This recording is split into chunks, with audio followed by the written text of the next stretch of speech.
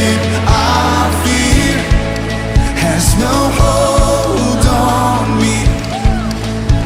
So where, oh death, where is your shout it out?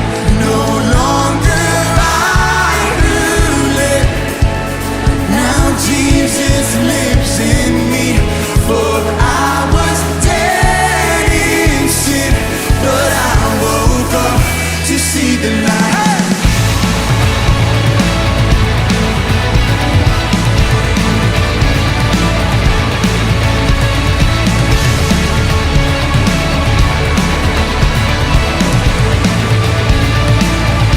We shout this out. Oh, come on.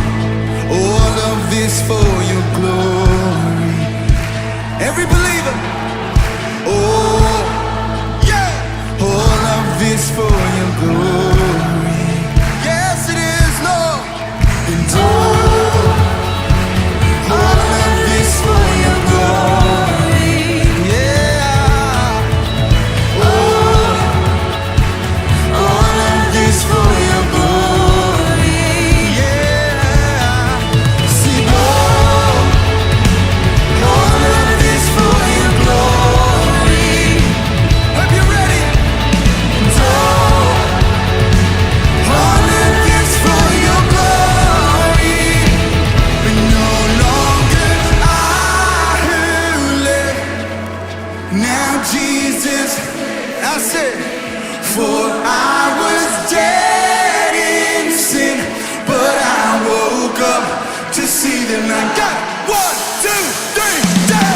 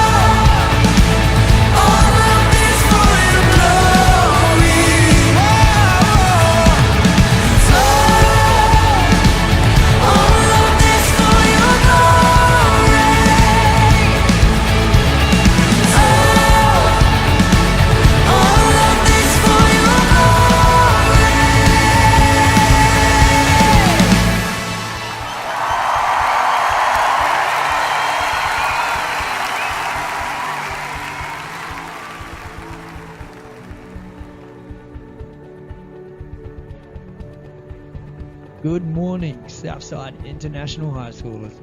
Welcome to our first ever online stream of Extreme Sundays at U Time. I'm glad you could all join me today and hoping that even though we are not together, you still get a sense of togetherness through the unity we have in Christ.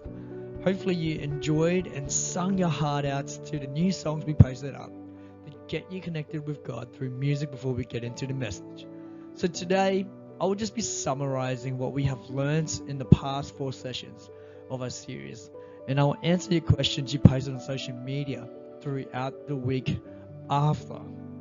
So to begin, over the past few weeks, we have been going through the topic of family. We have divided the topic of family into 3 different parts throughout the year. The first part under the umbrella of family, which we have just finished up last week, was about the individual. The following is about the intermediate family and then the wider community family. Let's start off with the individual. We begin with identifying that family was a big part of God's big plan for us.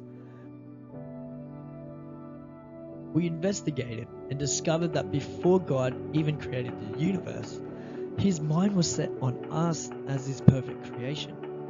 Then He decided to create a place so perfect, full of animals and vegetation for His perfect created beings could live in. They were to multiply in numbers, enjoy creation, and have a personal relationship with God and with many others. We focus on the passage Matthew chapter 22 verse 37 to 38. Love the Lord your God with all your heart and with all your soul and with all your mind. This is the first and greatest commandment. God's greatest commandment is to love Him first before anyone else. We establish that only through receiving His unconditional love, we may love others unconditionally too.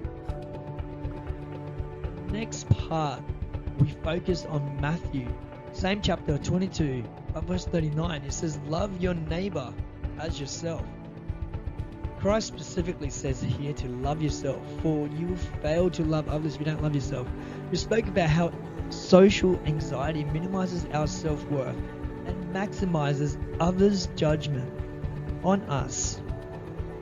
We agreed this thinking is toxic and stops us from loving ourselves. So we focus on acknowledging the good parts we see in ourselves so that we may destroy the enemy's lies from telling us we are hopeless and unworthy. The third part was about growing our strengths and God's plan. For me, we recognize we can't find purpose unless we focus on what we were good at and set a desired goal which drew from the source of God, set with an action plan. This helps us to understand that a life without purpose can lead us to think our life is worthless and God has left us dry. But God had always been there and is waiting on how you can activate yourself to see your strengths and be fruitful in it. The last part to the series was about loving yourself in the lows, loving your flaws, and focusing on your value in Christ. We went through 1 Corinthians 13, 4-7 and saw how we are to be more patient and kinder to ourselves, because sometimes we just aren't doing that. We may be kind and patient for others, but we're not doing that personally for ourselves, and it's because we just don't love ourselves as much as we should.